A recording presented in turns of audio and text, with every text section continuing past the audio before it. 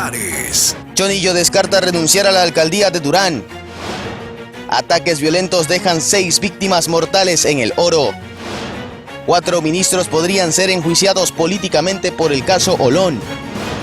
Fuerzas Armadas resguardan a Sucre, cantón del centro norte de Manabí. Policía española desmantela red de narcotráfico que operaba desde Ecuador.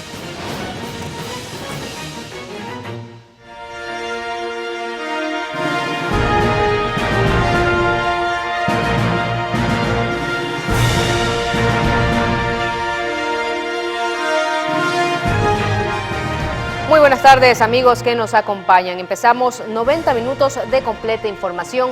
El distrito Manta, en Manabí, lleva 2 semanas sin muertes violentas. En otro tema, la legisladora de ADN, Valentina Centeno, hizo referencia a que hay quienes quieren declarar loco al presidente de la República, Daniel Noboa. Más adelante tendremos los detalles. Iniciamos. Actualidad nacional.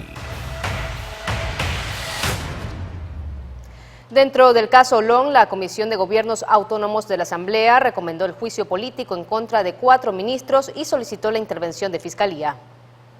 De presunto incumplimiento de funciones fueron señalados Ade Fritchi, Giancarlo Lofredo, Nils Olsen y Mónica Palencia, ministros del Ambiente, Defensa, Turismo y del Interior. Así lo determinó el informe de la Comisión de Gobiernos Autónomos de la Asamblea Nacional, mesa legislativa que concluyó el proceso de fiscalización del caso Olón. El documento sugiere iniciar juicios políticos en contra de los funcionarios, cuyas causales, además del incumplimiento de funciones, serían la falta de atención a los pedidos de información de la Asamblea, así como la falta de asistencia a las comparecencias. De igual forma, la mesa legislativa solicitó a la Contraloría un examen especial al proceso de otorgamiento del permiso ambiental a favor de la empresa Vinacin S.A., de la cual es accionista la primera dama, Lavinia Balbonesi, y a la Fiscalía para que investigue posibles infracciones en el proceso. El documento, que no tiene carácter vinculante, pasará al Pleno, donde el oficialismo no tiene mayoría. Yanis Andrade, Noticias Oromar. Un total de 117 postulantes continúan en el concurso para la selección y designación de jueces y conjueces de la Corte Nacional de Justicia. Los aspirantes participan para ocupar 10 plazas.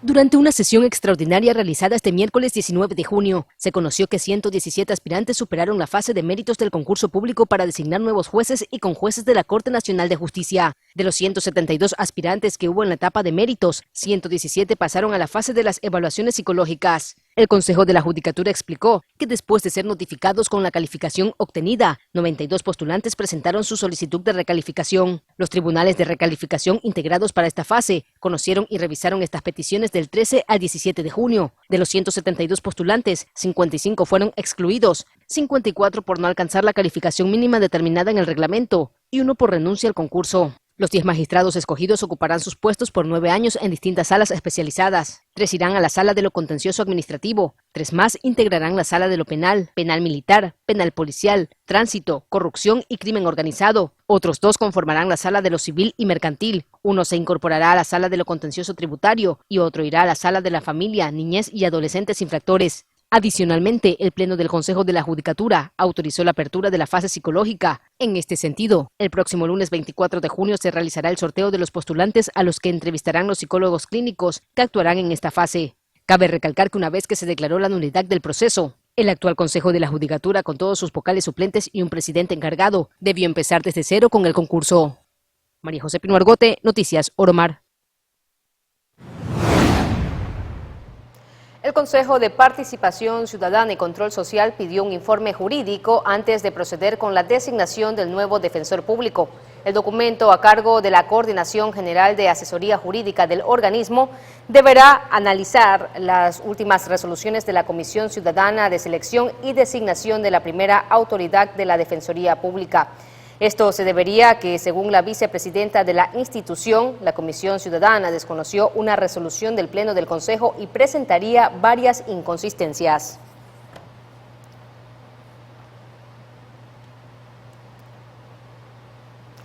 Pasamos ahora a contarles que el ministro de Economía y Finanzas descartó que el préstamo con el Fondo Monetario Internacional sea para financiar sueldos e intereses de deuda. El ministro de Economía y Finanzas, Juan Carlos Vega, aclaró a la Comisión de Transparencia, Participación Ciudadana y Control Social de la Asamblea Nacional que el préstamo con el Fondo Monetario Internacional FMI no financiará ni sueldos ni salarios de los empleados del sector público, tampoco gastos de bienes y servicios ni pagos de intereses de deuda. Lo que sí financiará, agregó, son programas y proyectos de inversión, programas de preservación del capital, proyectos de seguridad y proyectos que estén dentro del presupuesto general del Estado. El endeudamiento público financiará exclusivamente programas y proyectos de inversión. Exclusivamente programas y proyectos de inversión. Hago énfasis. En ese contexto, la asambleísta de la Revolución Ciudadana, Gisela Garzón, criticó que el gobierno, por llegar a un acuerdo con el FMI, elimine el subsidio de los combustibles, afectando a las mayorías. Estamos, por supuesto, que en contra de la eliminación del subsidio, no solo en unas condiciones económicas como las actuales, sino más aún cuando esa afectación sí golpea los bolsillos de quienes están sobreviviendo al día. Nosotros que tenemos el salario estable o lo que fuere, no podemos, decir o sentir una afectación real. Pero el agricultor que traslada en una camioneta, que no consume diésel, lo que llegan en un carro como tenga, los prestadores de servicios de aplicaciones móviles, como Uber y todos los temas que están por fuera del taxismo, los delivery, y aquellas personas que incluso sin empleo han encontrado la forma de repartos y de entregas y demás como una alternativa de trabajo y de ingresos para sus familias. Los productores que llegan a los mercados, los que están por fuera de las capitales, es decir, hay un golpe real. Garzón, haciendo un paréntesis, rechazó que el secretario de Estado haya asegurado en la mesa legislativa que el régimen está al día con los GAT y proveedores del Estado. No están al día. Yo puedo dar fe porque estuve con el alcalde de Rumiñahui hace unos días y además he hecho pedido de información para que el ministro me responda por qué la demora de las asignaciones del año pasado. Pero además, si bien hay un plan de pagos, es que llega con demora. Cabe informar que el FMI y el gobierno de Daniel Noboa llegaron a un acuerdo técnico para un nuevo programa de crédito el pasado 25 de abril por $4.000 millones. Por este crédito, Ecuador pagará un interés de alrededor del 8% en un plazo de 10 años. Precisamente uno de los compromisos del gobierno con el Fondo Monetario Internacional es la eliminación a las gasolinas Extra y Ecopaís, medida que se prevé implementar a finales de este mismo mes. En Quito, Juan Correa Rodríguez, Noticias Oromar. Y con 86 votos a favor, la Asamblea Nacional aprobó la mañana de este jueves la resolución que rechaza y condena las declaraciones del presidente de la República, Daniel Noboa, emitida en contra de los mandatarios de El Salvador, Colombia, Chile y Argentina, publicadas en la revista estadounidense The New Yorker. El documento resolvió rechazar y condenar lo emitido por el Ejecutivo, exhortar al presidente en expresar criterios responsablemente y extender disculpas públicas. Previamente, Valentina Centeno, jefa de la bancada del movimiento oficialista, se pronunció. Sin embargo, la vieja política y la troncha que se encuentra ya dentro en el Pleno de la Asamblea quiere llevar el debate y la discusión hacia una supuesta inhabilidad del presidente mental. Es decir, quieren declararlo loco aquí en el Pleno de la Asamblea. Quieren repetir las prácticas del viejo Congreso. Por eso le digo, aquí vamos a... no nos sorprendería también que empiecen a volar ceniceros en este Pleno de la Asamblea. Crisis de seguridad. 12:09 y mucha atención porque la madrugada de este jueves, miembros de la Policía Nacional capturaron un sujeto considerado de alta peligrosidad. Mediante la recolección de información y técnicas de búsqueda, el hombre fue localizado en la provincia de Santa Elena al interior de un inmueble. El sospechoso era requerido por la justicia desde marzo del año 2020 por el delito de violación. De manera inmediata fue puesto a órdenes de las autoridades competentes para su procedimiento judicial.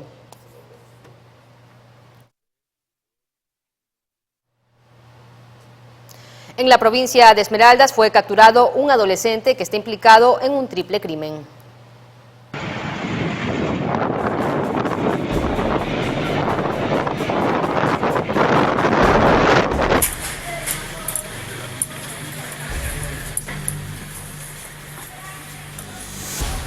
Son son agentes de la policía a través de la Dirección de Delitos contra la Vida, muertes violentas, desapariciones, extorsión y secuestro DINASET, que ejecutan operaciones para dar con la ubicación y captura de un adolescente. Presunto autor del triple asesinato ocurrido la noche del 16 de junio en el sector sur de Esmeraldas.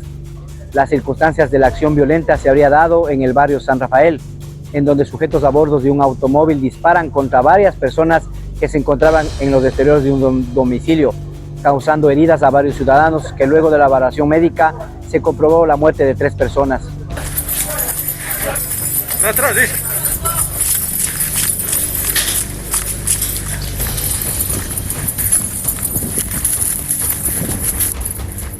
Las intervenciones se realizaron tras labores investigativas. Para eso, los agentes se desplegaron hasta varias viviendas. En domicilios ubicados en barrio Valle Hermoso y Vuelta Larga, en el sector sur de Esmeraldas, en donde pernoctaban los sospechosos del triple asesinato, logrando la aprehensión de uno de ellos, el adolescente aprendido Janior O, de 17 años de edad, alias Mototo, fue puesto a órdenes ya de las autoridades competentes. La Policía Nacional del Ecuador continúa con su firme labor de trabajar por la seguridad ciudadana, proteger los derechos de la integridad de las personas y mantener el orden, con el objetivo que estos hechos violentos no queden en la impunidad. Belén Mendoza, Noticias Oromar.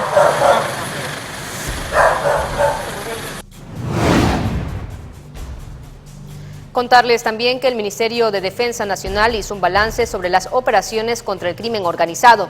En este sentido, según el gobierno, en tan solo 5 meses los grupos terroristas han perdido más de 1.136 millones de dólares.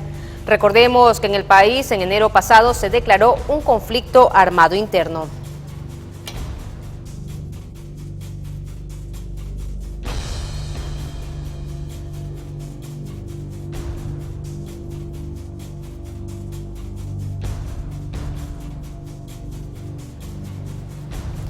Por otra parte, miembros de las Fuerzas Armadas realizaron la militarización en el Cantón Sucre, al centro norte de la provincia de Manabí.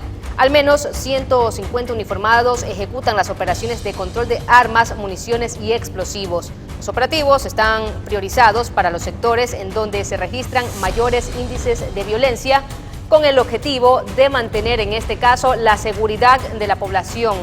De momento no se ha dado a conocer si hay detenidos.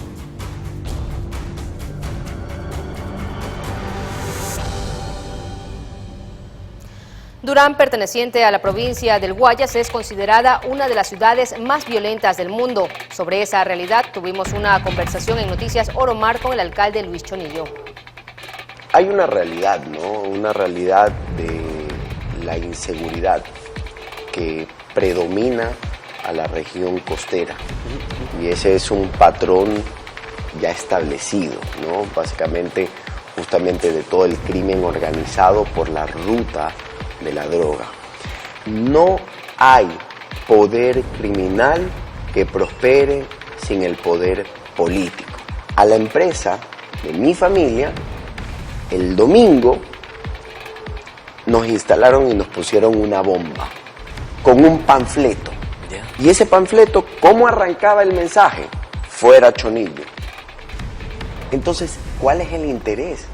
No quieren que esté el alcalde, que está trabajando, que está, a pesar de no tener las asignaciones al día, que a pesar de que está en estas circunstancias de inseguridad, está trabajando, está buscando una solución definitiva y no les interesa. Entonces no es coincidencia que pongan un panfleto fuera Chonillo después de que anuncias que vas a empezar ya con todo el proceso de una obra tan importante. ¿No ha pensado en esa posibilidad de dejar la alcaldía por su seguridad, la de su familia y la de la seguridad de los habitantes del Cantón Durán? Contestarle esa, no lo he pensado como tal porque, a ver, es como el miedo. A mí me toca el miedo, le voy a ser muy franco, irlo venciendo día con día. Porque es de humanos tener miedo y peor en las circunstancias en las que estamos. O sea, hasta ahora no lo haría. Hasta hoy, no lo haría. Y en otra información, el fiscal Jefferson Caicedo se abstuvo de acusar a 14 de los 34 procesados por tráfico ilícito de armas de fuego, detenidos la madrugada del 10 de mayo en una finca de la vía a la costa, en la fiesta de cumpleaños de Celso Moreira Heredia, alias Patucho Celso. La decisión de Caicedo se fundamenta en que no está clara la delimitación de la conducta en la cual habrían incurrido los procesados, porque según el informe policial, las armas fueron halladas en el piso. Además, asegura el fiscal, estas 14 personas constan como invitadas a este evento.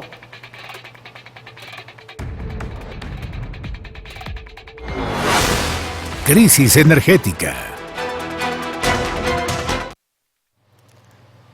12:15, amigos en casa. Pasamos a revisar otros temas, y es que el ministro de Energía encargado, Roberto Luque, asegura que el apagón nacional registrado la tarde de este 19 de junio se pudo haber evitado.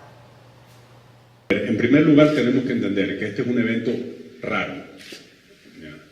Es un evento que muestra lo frágil que es nuestro sistema y más bien refleja la crisis energética que estamos viviendo. Sorpresivo apagón y a escala nacional. Sí, esa es una de las tantas crisis que aún no se ha podido solucionar. Todo se registró la tarde de este 19 de junio de 2024, cuando hubo cortes de energía masivos, que según el Ministerio de Energía y Minas, fueron ocasionados por una falla en la línea de transmisión.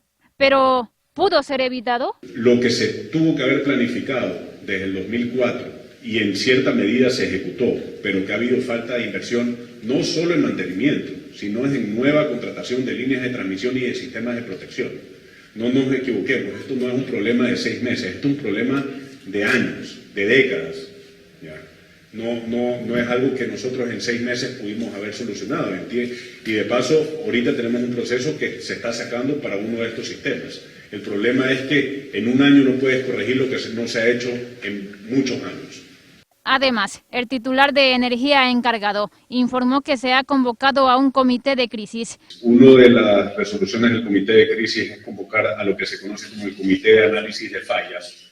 Ese comité de análisis de fallas lo lidera el SENACE, pero va a haber técnicos involucrados tanto de SELE como del Ministerio de Energía y Minas, y esa es la respuesta que quizás técnica a su problema. La respuesta ya administrativa es que tenemos que seguir todos los protocolos y todos los planes para saber cuánta es la inversión que se necesita en proteger. En abril, coyunturalmente, estábamos hablando de falta de generación y estamos haciendo inversiones de emergencia en generación. Pero siempre lo dijimos, la crisis energética tiene varias aristas y una de las aristas es la que nos ocurrió en abril. Hoy nos está ocurriendo un problema en transmisión en donde también hace falta mucha inversión.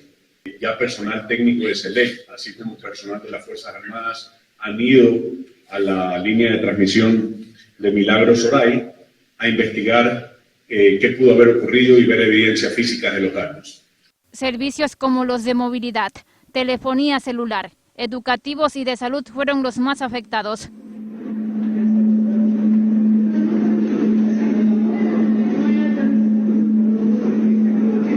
Es importante tener en cuenta que el operador de energía SENACE ya advertía en su informe más reciente que había riesgo de cortes programados de luz entre lo que resta de este 2024 y febrero de 2025.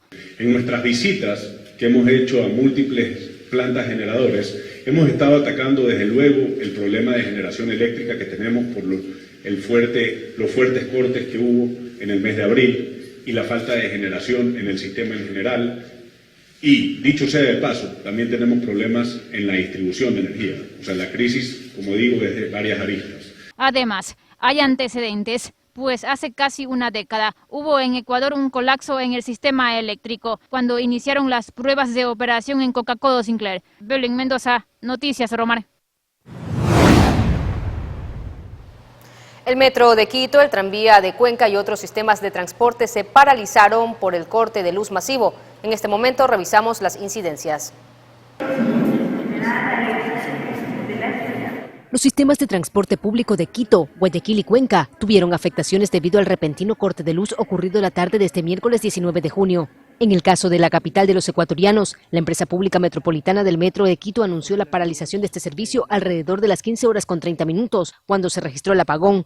En su cuenta de la red social X, el alcalde capitalino Pavel Muñoz confirmó la situación. El burgomaestre sostuvo que todos los servicios municipales que utilizan luz eléctrica estaban suspendidos. Muñoz escribió: he dispuesto la activación de todos los equipos de reacción del municipio de Quito para que se sumen a facilitar la movilidad, prevenir accidentes en las principales intersecciones y cuidar los espacios públicos. A través de redes sociales, el Tranvía de Cuenca indicó que suspendía su operación comercial ante la falta de electricidad. La empresa pública de movilidad de Cuenca informó que había desplegado agentes para controlar el tránsito. Sin embargo, cerca de las 17 horas, anunció que retomaba su operación.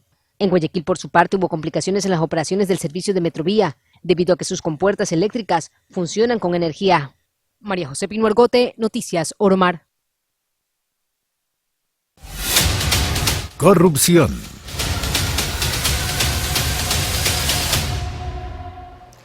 La policía detuvo la mañana de este miércoles a 3 personas quienes presuntamente están involucradas en un caso de tráfico de influencias, entre ellas un funcionario público.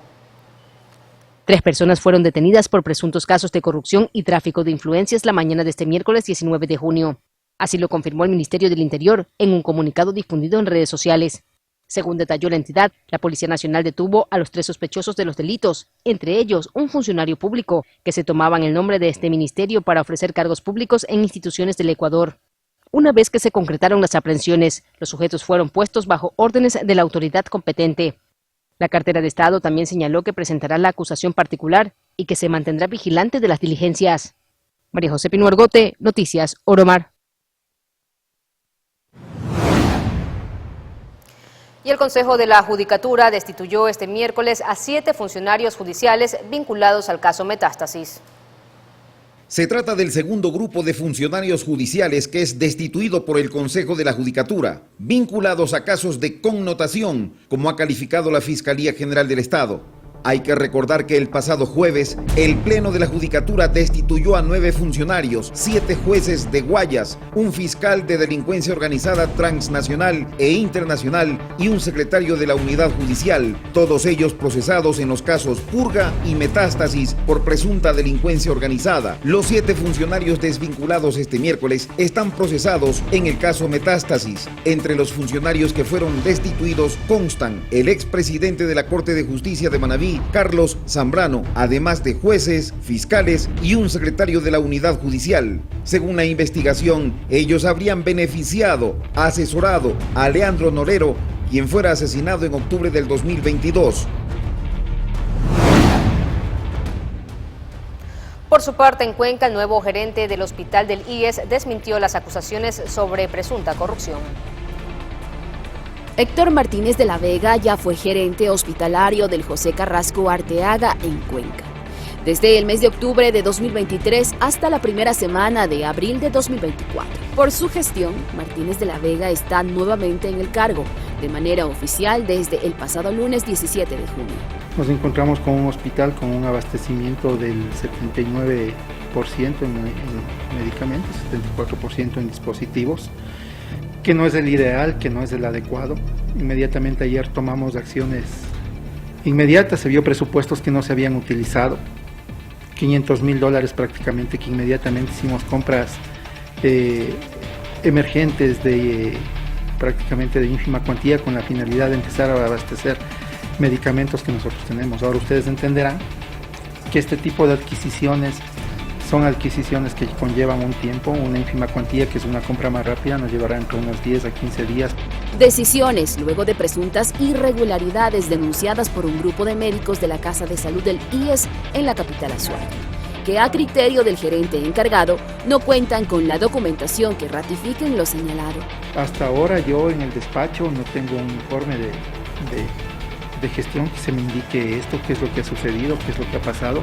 No tengo una denuncia por parte de la ex gerente o alguna recomendación sobre este caso con los nombres de las personas que dicen que es una familia que está manejando totalmente el hospital. Hablando de presunciones, también se refirió al caso de una niña que fue operada de manera equivocada hace 2 semanas en este hospital. Señaló que presentó una denuncia en fiscalía por presunta negligencia médica. No justifica la falta de medicamentos o dispositivos en un mal procedimiento médico. ¿Qué acciones vamos a tomar nosotros en ese sentido? Primera, que es poner la denuncia en la fiscalía y lógicamente lo que es el procedimiento administrativo como tal.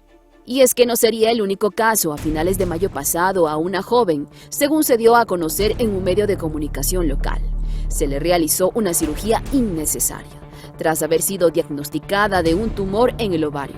Un evento adverso más, como lo califica el Seguro Social.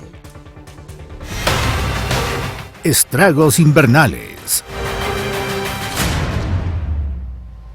12 horas con 25 minutos. Petroecuador activó un plan de contingencia debido a las fuertes lluvias en Napo y otras provincias. Entre las medidas está el almacenamiento de crudo y el apagado de pozos. Luego que las operaciones del oleoducto de crudos pesados OCP fueran suspendidas debido a los riesgos que corren las tuberías por las fuertes lluvias que azotan a varias provincias, entre ellas el Napo, Petroecuador activó un plan de contingencia. Según detalló la estatal en un comunicado, entre las medidas se procedió a llenar los tanques de almacenamiento de crudo en diversos puntos para posteriormente iniciar con el apagado de los pozos petroleros de donde se extrae el crudo Napo que no podrá ser transportado. La tubería del OCP afectada se encuentra entre la zona del río Malo y el río Márquer, que son afluentes del río Coca. En ese punto, unos 140 metros del ducto, que es subterráneo, quedaron expuestos al aire. Por su parte, en el sistema de oleoductos transecuatorianos SOTE, las operaciones y el bombeo se mantienen con normalidad. Cabe señalar que OCP es operado por la empresa privada, mientras que SOTE es administrado por Petroecuador. Adicionalmente, la estatal dio a conocer que registra una baja de producción petrolera de unos 37.000 barriles diarios, provenientes de los bloques 43 ITT y 16 y 67 Tibacuno, ubicados en la provincia de Orellana. Tania Loor, Noticias Oromar.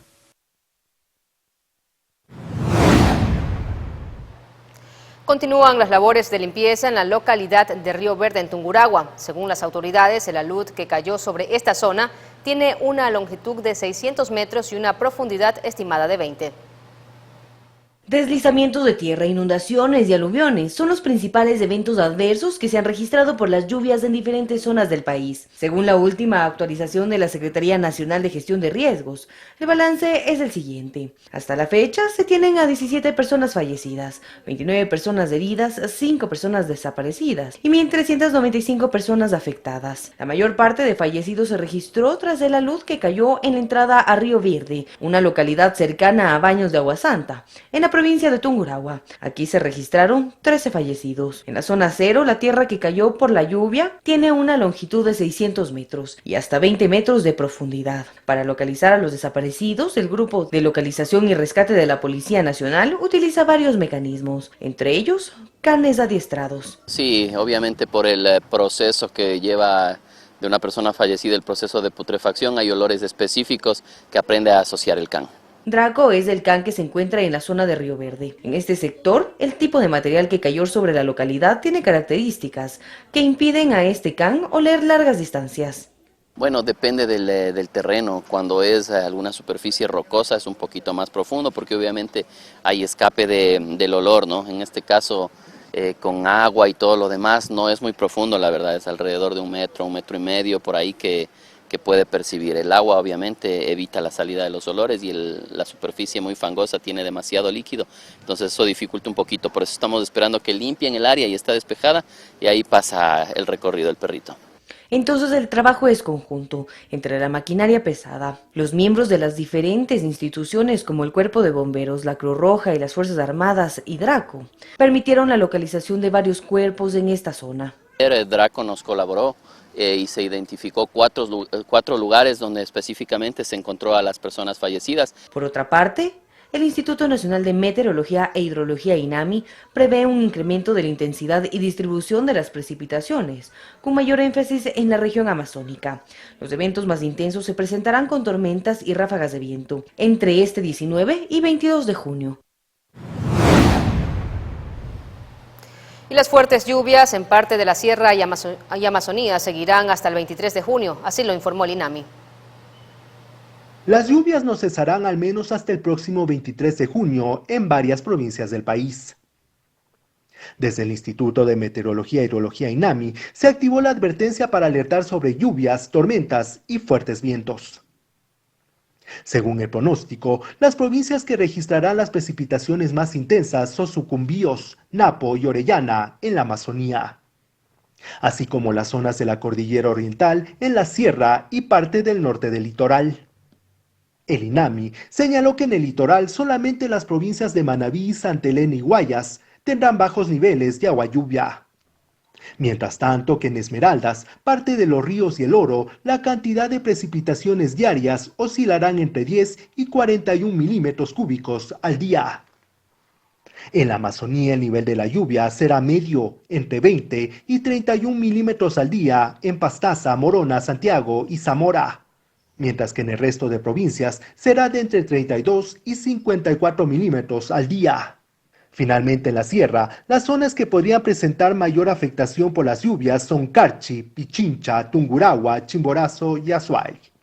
En Quito, Juan Correa Rodríguez, Noticias Oromar. Educación pública. En el ámbito educativo, el periodo escolar 2023-2024 finalizará este 24 de junio, una vez cumplidos los días de recuperación en el régimen Sierra Amazonía. Hasta este 18 de junio, las unidades educativas del régimen Sierra Amazonía cumplieron con sus evaluaciones finales dentro del periodo académico 2023-2024, que inició el pasado 22 de agosto. Sin embargo, desde el 19 hasta el 24 de junio se dará paso a las clases de nivelación, indicó el coordinador zonal de educación. Y además, ya las personas que han culminado su año, desde el 25 de junio tenemos ya los grados en las instituciones educativas de nuestra Sierra y Amazonía. Es decir, que los estudiantes que culminaron con éxito el año lectivo tendrán un poco más de 2 meses de vacaciones. Por su parte, los docentes cumplirán con sus 30 días de descanso, programados del 12 de julio al 10 de agosto. Y luego retornarán el 12 de agosto ya a empezar las actividades. Las clases inician el 2 de septiembre en la Sierra y Amazonía. Entonces los profesores evidentemente en esos días, desde el 12 de agosto al 2 de septiembre, cumplen la jornada regular y preparan todo lo que es el inicio del año. Para el periodo académico 2024-2025, igualmente se ha establecido el cumplimiento de 200 días laborables. En esta etapa entrará en vigencia la reforma a la Ley Orgánica de Educación Intercultural, en la que estudiantes de quinto a séptimo de básica no perderán el año. A veces se frustra la carrera escolar de los niños o de los jóvenes cuando hay una repitencia de año. Entonces, ¿cuál es la función del ministerio? Dar el soporte necesario para que esto no pase. Y que no haya repitencia, pero hay un acompañamiento para que el estudiante tenga todos los conocimientos que necesita para promocionarse al siguiente año. Por otro lado, se indicó que a partir del 1 de julio se abrirá el aplicativo web juntos.educacion.gov.es para trámites de matriculación y traslado de estudiantes. Y además que va a haber líneas telefónicas para la ciudadanía en todo a nivel nacional para que puedan hacer cualquier consulta y cualquier necesidad que tengan, que nos puedan plantear en las direcciones distritales. El titular informó que los requisitos para cualquier proceso se exhiben en la plataforma del Ministerio de Educación. Se pidió realizar las gestiones entre las fechas dictadas para evitar complicaciones en el nuevo año escolar. Víctimas viales. 12 horas con 33 minutos y en otra información en la urbe porteña, mucha atención, un autobús de transporte público atropelló a un motorizado en el sector de Sauces. El conductor del liviano vehículo resultó con heridas leves, mientras que el colectivo se detuvo por un momento, pero luego siguió con su marcha. Afortunadamente, como vemos en las imágenes que ya aparecen en pantalla, el impacto no fue demasiado fuerte.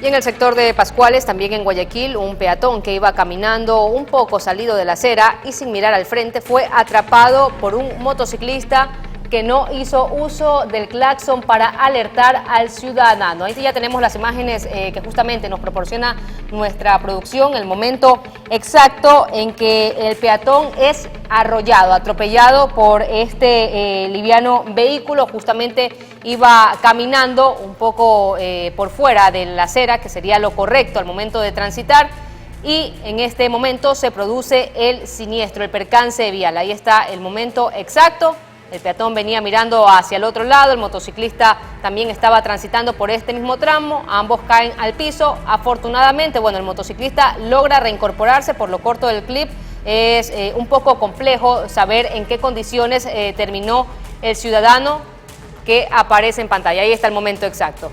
El ciudadano mira hacia un lado, el motociclista, quien afortunadamente, bueno, sí, circulaba también con el casco de seguridad, lo impacta, cae al piso y segundos después logra reincorporarse y también reincorporar el liviano vehículo en el que transitaba. Reiteramos la información, esto ocurrió en el sector de Pascuales, también en la urbe porteña.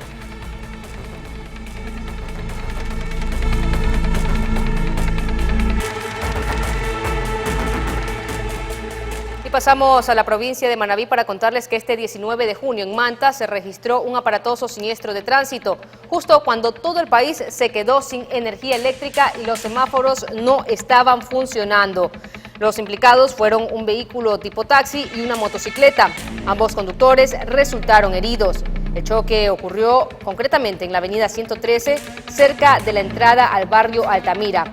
La moto quedó totalmente destruida, mientras que el automóvil sufrió daños en la puerta del chofer.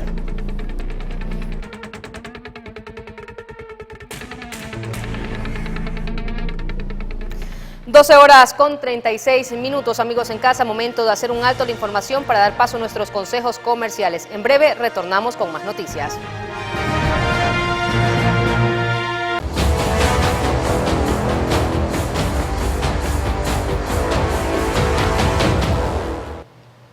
(12:39), gracias por seguir en nuestra sintonía. Continuamos informando y en este sentido contarles que el presidente de Costa Rica, Rodrigo Chávez, dio el paso que faltaba para que entre en vigencia el acuerdo comercial con Ecuador.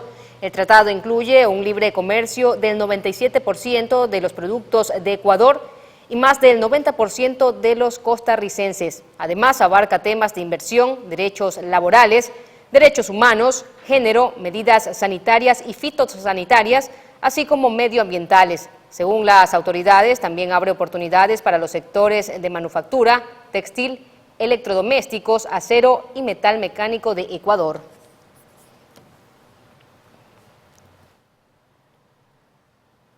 Luego del anuncio del gobierno sobre el retiro del subsidio a las gasolinas de bajo octanaje desde finales de junio de 2024, la CONAIE todavía no define si llamarán o no a movilizaciones.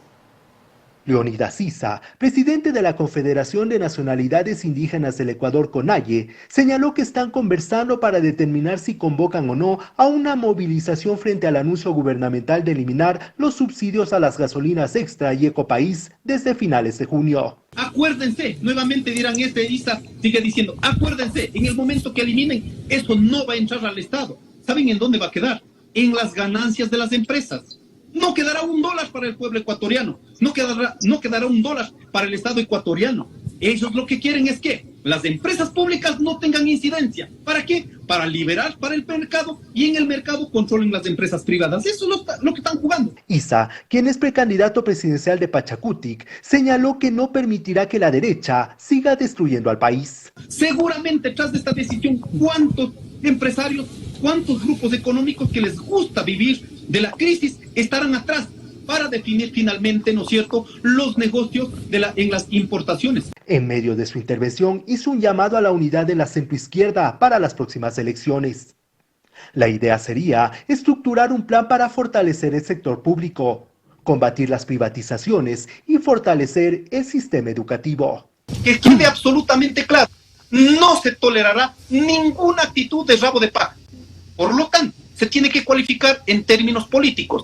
Movimientos o partidos que hayan tenido alguna situación de corrupción, no es que va a ser parte de no es que va a ser parte de someter este proceso de discusión. Se tendrá que aperturar, y si en cada movimiento y cada partido hacen su control interno, lo harán. Pero acá en la discusión tiene que ser sobre el programa de gobierno. No podemos seguir en este momento en el interés de la derecha radicalizada en este país. El líder de la CONAIE finalmente aseguró que dentro de los movimientos de izquierda están la Revolución Ciudadana, Centro Democrático, Reto, el precandidato Pedro Granja del Partido Socialista, así como el precandidato Jorge Escala, entre otros. En Quito, Juan Correa Rodríguez, Noticias Oromar. Sobre este tema, la legisladora de Pachacutic, Mariana Yumbay, aseguró que la eliminación de subsidios a los combustibles es una medida irresponsable. Con esta medida se va a golpear enormemente y se va a profundizar la crisis económica y la pobreza de los ecuatorianos. Es una medida totalmente irresponsable que va a afectar a todo el pueblo ecuatoriano. Como bloque de Pachacutic aquí en el legislativo, entonces se oponen a esta medida. Por supuesto, nosotros habíamos planteado, como acabo de señalar, focalización. Retiren los subsidios a aquellos empresarios atuneros, camaroneros, a los empresarios que se dedican a la actividad extractiva minera, también a otros que tienen ingresos altos. O sea, apliquen el principio de solidaridad que la misma Constitución establece, pero no terminen afectando a todo el pueblo ecuatoriano. El consejero de Participación Ciudadana, Juan Esteban Guarderas, insiste en su denuncia contra la vicepresidenta Verónica Abad. El funcionario volvió a iniciar las acciones ante el Tribunal Contencioso Electoral. Que la primera denuncia por infracción electoral grave contra la vicepresidenta Verónica Abad haya sido archivada, al parecer no es un obstáculo para Juan Esteban Guarderas. El vocal del Consejo de Participación Ciudadana y Control Social volvió a presentar una denuncia ante el Tribunal Contencioso Electoral TCE contra la segunda mandataria, a quien acusa de campaña anticipada cuando fue candidata a la alcaldía de Cuenca en las elecciones seccionales de 2023. A través de un comunicado en redes sociales, Guarderas señaló que el abogado desistió de la defensa. Esto en referencia a la primera denuncia, cuyo archivo se dio luego que un abogado de Guarderas acusara al consejero de haber falsificado su firma para completar la denuncia contra Abad. Según Guarderas, eso es materia de procesos en la Fiscalía y poco importa, pues solo hará que pongan más empeño en un eventual juicio contra la vicepresidenta. Abad, quien cumple funciones de embajadora de Ecuador en Israel, también fue acusada por la Fiscalía de estar involucrada en el caso Nene, que investiga una presunta oferta de tráfico de influencias. La vicepresidenta estuvo a punto de ser vinculada penalmente, sin embargo no hubo los votos necesarios en la Asamblea para que se le levante la inmunidad parlamentaria. En tanto, desde la presidencia aspiran que Abad no asuma el cargo temporalmente cuando Noboa tome licencia para la campaña por la reelección en los comicios de 2025. Tania Loor, Noticias Oromar. Operativo policial.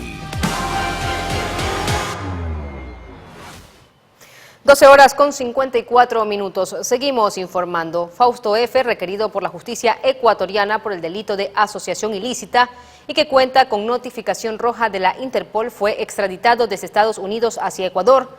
La Policía Nacional indicó que su deportación fue gracias a la coordinación internacional con la Embajada de los Estados Unidos en Quito y con unidades especializadas del país norteamericano. Los agentes afirmaron que el implicado ya fue puesto a órdenes de la autoridad competente.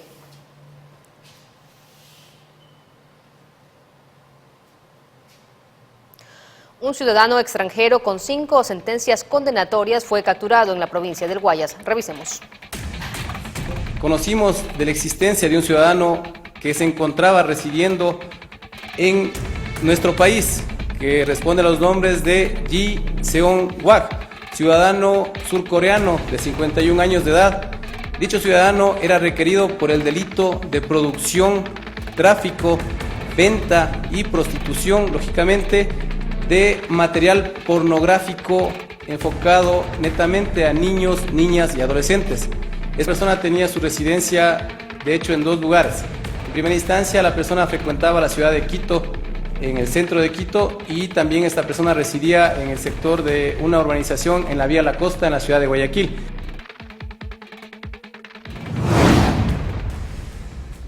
En Machala, provincia de El Oro, 2 presuntos implicados en la muerte del conductor de un bus de transporte público fueron detenidos.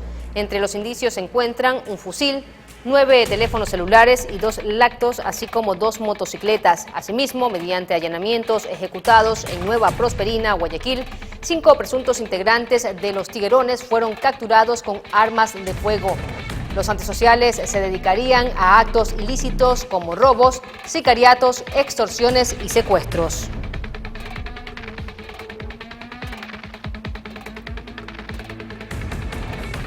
Contarles también que hoy inicia el juicio contra Roberto Campos Crespo, alias El Martillador, luego de ser deportado desde Perú hacia Ecuador el pasado mes de abril. La audiencia de formulación de cargos está prevista para las 2:30 de la tarde. En ella, El Martillador será juzgado por el delito de asesinato en contra de su expareja María Fernández de Córdoba. Recordemos que dicho crimen ocurrió en octubre de 2011 en Guayaquil. Crespo acabó con la vida de Fernández con 29 martillazos. El asesino permaneció prófugo alrededor de 12 años y era el segundo más buscado de Guayas.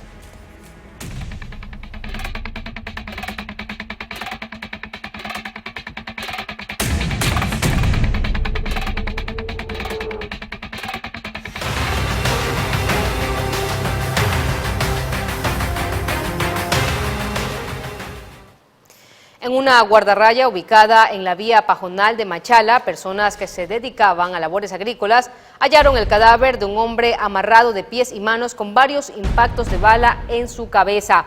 Tras recibir la alerta, la Policía Nacional llegó para acordonar la zona y realizar el levantamiento del cadáver. Se desconoce el móvil del violento hecho.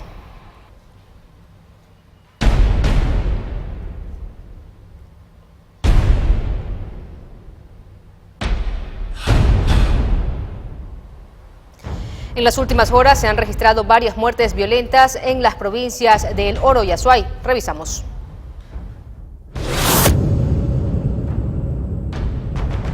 Un hombre fue asesinado en el cantón Camilo Ponce Enríquez en la provincia de Azuay. El hoyo Oxiso fue sorprendido por sujetos que le dispararon en reiteradas ocasiones con un arma tipo fusil. El cuerpo sin vida quedó sobre la acera en los exteriores de un hotel ubicado en la vía Panamericana Sur E25. Personal de criminalística y DINASET llegaron al sitio para realizar el levantamiento del cadáver.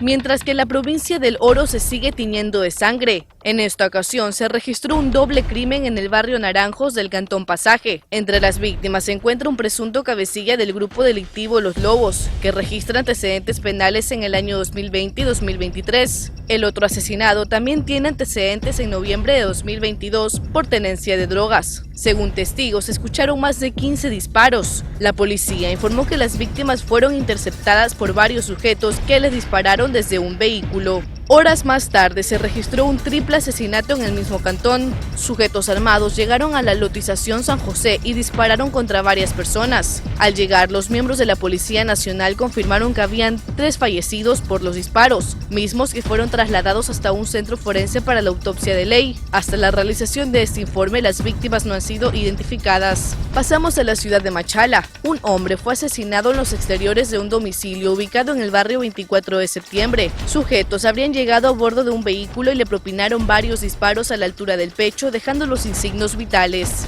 María Emilia Vera, Noticias Oromar. En Guayaquil, custodios que prestaban sus servicios a un carro repartidor de gaseosas fueron baleados por sujetos desconocidos. Este hecho se registró en el sector del bloque 9 en Flor de Bastión, dejando como resultado un guardia fallecido y 2 heridos. En las imágenes que ya aparecen en pantalla es posible observar los cuerpos al interior del vehículo con los vidrios totalmente destrozados debido al paso de los proyectiles de arma de fuego. Están vivos todavía en una ambulancia. El chofer ya está ya muerto aquí.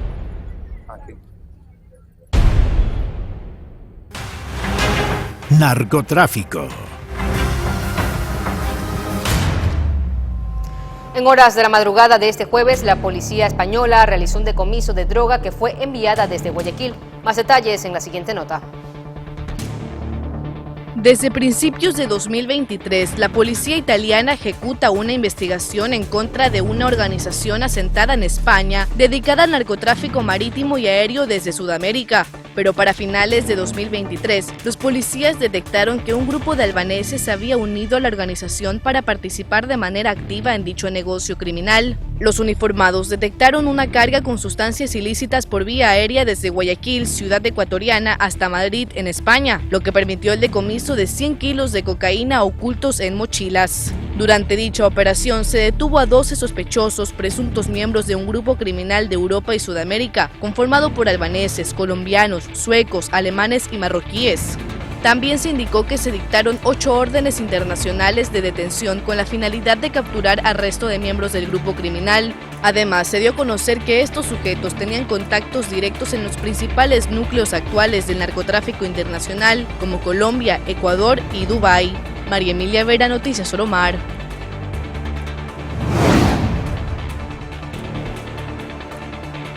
Y atención porque un autobús fue detenido en la comunidad El Pantanal de la provincia de Napo en medio de un operativo de control ejecutado por la Policía Nacional. Los uniformados hallaron en las bodegas 15.2 kilogramos de marihuana escondidos en 2 cocinas industriales, por lo que detuvieron al dueño de la carga para las respectivas investigaciones. De esta manera, más de 1.000 dosis de droga fueron retirados del mercado ilegal. Operativo policial. 1:09 p.m. Mucha atención porque un sujeto que habría disparado a miembros de la Policía Nacional fue abatido mediante el uso legítimo de la fuerza. Este hecho se registró en Caluma, provincia de Bolívar, tras allanamientos a inmuebles que eran utilizados para almacenar armas de fuego. Además, durante la intervención, 2 antisociales fueron aprehendidos. Entre los indicios decomisados se encuentran 8 armas de fuego, 85 cartuchos y 4 miras telescópicas.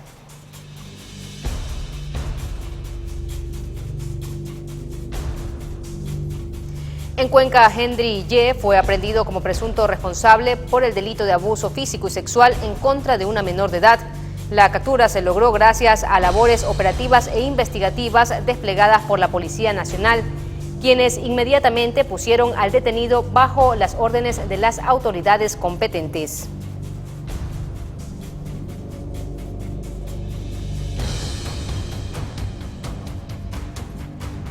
Y un almacén ubicado en las calles 5 de junio y 27 de mayo en Babahoyo, provincia de Los Ríos, se incendió. Según información preliminar, las llamas habrían iniciado en las bodegas. El cuerpo de bomberos llegó un poco tarde a controlar el fuego, a pesar de estar ubicados en la misma cuadra. Todo quedó en daños materiales, pero las autoridades todavía no informan qué pudo haber ocasionado el incendio.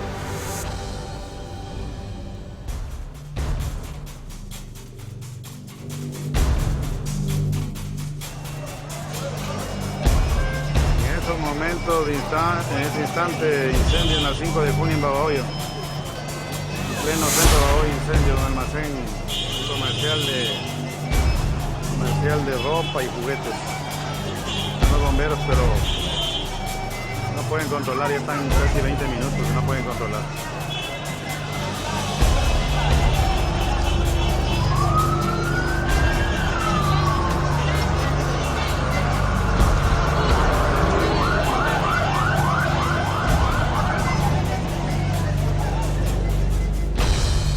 En Guayaquil, trabajadores de la empresa eléctrica que se movilizaban a bordo de una camioneta fueron atacados con piedras cuando pretendían realizar su trabajo en el sector de las Malvinas.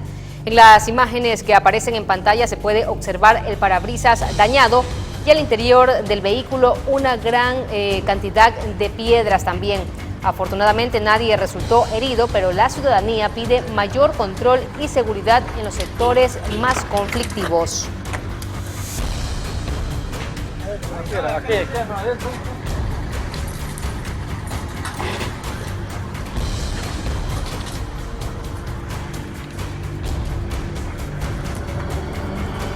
mucha atención con las imágenes que enseguida van a aparecer en pantalla, y es que en horas de la madrugada cerca de 10 sujetos ingresaron a una finca ubicada en el cantón Yaguachi, provincia del Guayas, presuntamente para hacer de las suyas.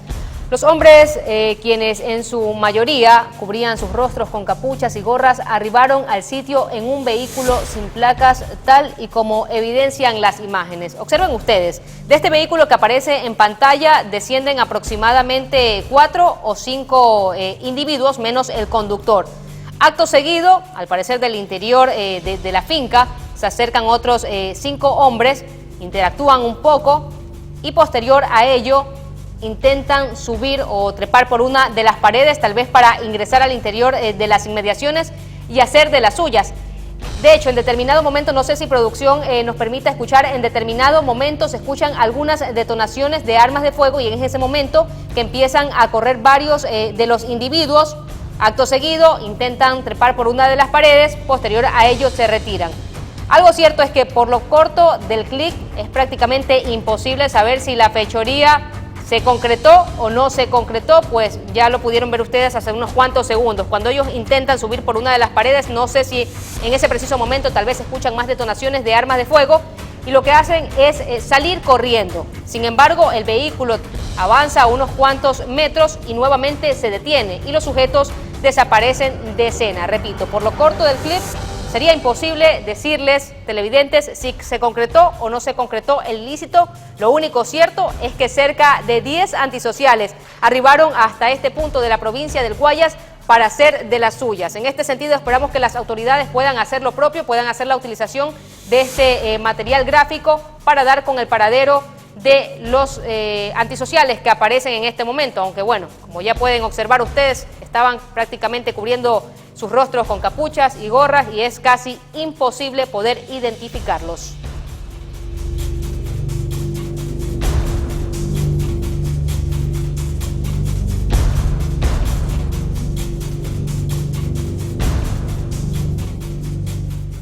Volvemos a Guayaquil, donde un taxista informal que circulaba por el sector de Sauces 4 fue asaltado y atacado por dos jóvenes quienes le solicitaron una carrera para ir hasta el sector de Las Orquídeas.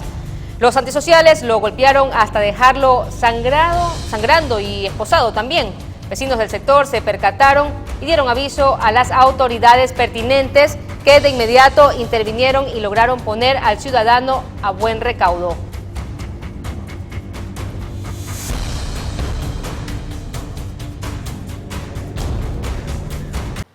Muchas gracias, doctora, por estos excelentes consejos y recomendaciones. Y bueno, cambiamos de tema ya en la parte final. También contarles que un interno de 26 años falleció esta madrugada en el Centro de Rehabilitación Social de Machala. La alerta fue dada por sus compañeros, quienes notaron su mal estado de salud pasadas las 12 de la medianoche. Los internos, los uniformados, informaron también que la novedad se dio a conocer a los guías penitenciarios y al llegar a la celda 5 de la segunda planta del penal, los uniformados encontraron al reo convulsionando. De inmediato trasladaron al hombre al área administrativa y solicitaron una ambulancia al EQ 911 Machala. Sin embargo, cuando llegó el vehículo de emergencia, el médico solo pudo confirmar el deceso del PPL, presuntamente debido a enfermedades crónicas que padecía.